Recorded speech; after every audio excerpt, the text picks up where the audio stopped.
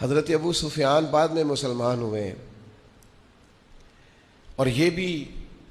ऊपर जाके उसी खानदान से मिल जाते हैं जो नबी पाक अलैहिस्सलाम का खानदान है।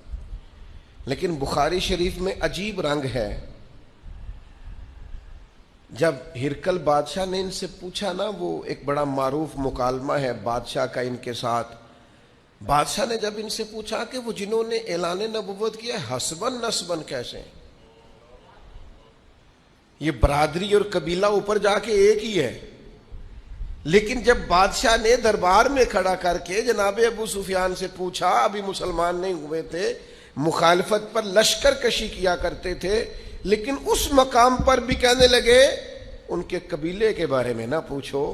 उनके खानदान की शान के बारे में ना पूछो। कहने लगे हम में से जो सबसे ऊंचे हसब नसब वाला है वो मोहम्मद अरबी का खानदान।